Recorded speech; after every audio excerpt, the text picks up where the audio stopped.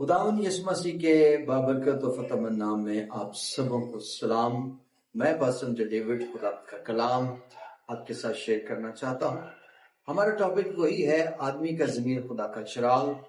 ہم متی کی انجیل اور اس کے 5ویں باب اس کی 13ویں آیت کو تلاوت کرتے ہیں۔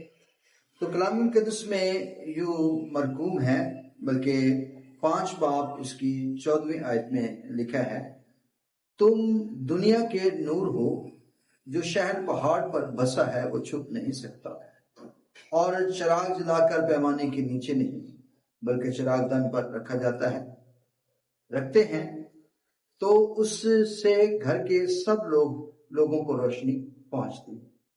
آئیے عزیزو، ہم خدا کے کلام پر تھوڑی دیر غور کریں۔ آج پھر ہمارا جو ٹاپک ہے وہ ہے ضمیر کا روشن ہونا۔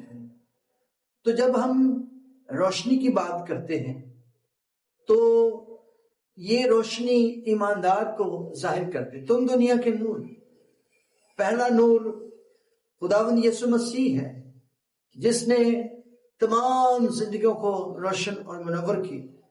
ساری دنیا گناہ کے ہاتھوں میں بکی ہوئی تھی اور انسان کا ضمیر مردہ تھا، اور وہ بہت سارے گناہ جانے انجانے میں کرتا تھا، نہیں بھی کرتا تو وہ گنہگار تھا۔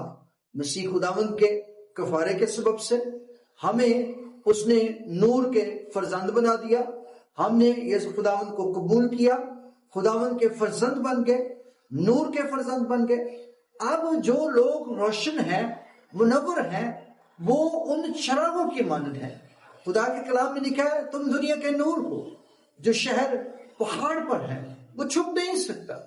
پہاڑ پر وہ شہر ہوتے ہیں، رات کے پہر میں ان کے اوپر جو روشنی ہے، چراغ ہیں، مشنیں ہیں، لائٹ ہے، وہ پہاڑ پر بڑے خوبصورت لگتے ہیں، اور وہ روشن وہ کیا کرتے ہیں، وہ تاریکی کے اندر روشنی کی، نور کی نمائندگی کرتے ہیں۔ دوسری بڑی خاص بات کہ چراغ جلا کر پیمانے کے نیچے نہیں بلکہ اوپر رکھا جائے، جس سے سارے گھر کو روشنی پہنچے۔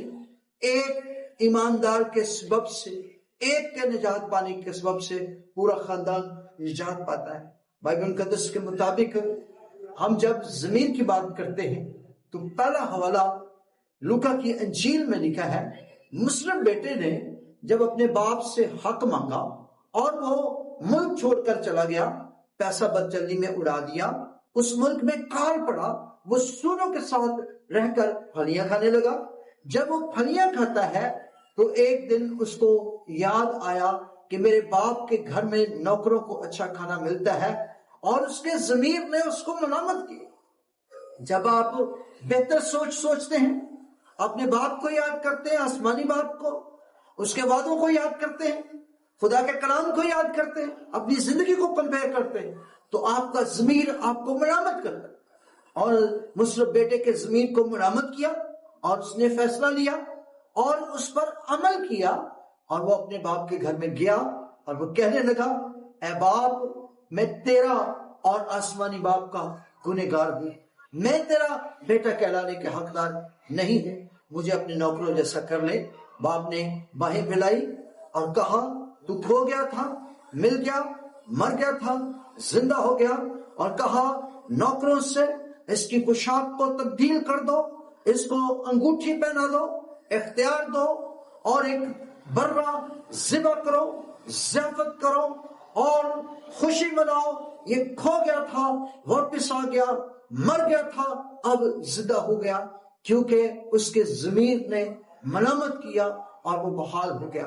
اگر آپ کا ضمیر مردہ ہو چکا ہے، آپ گناہ کی حالت میں ہیں، خداوند اب بھی آپ کو پیار کرتا ہے، آپ خدا کے فرزند بن سکتے ہیں، واپس آ سکتے ہیں۔ خداوند آپ سب کو برکت دے۔ God bless you.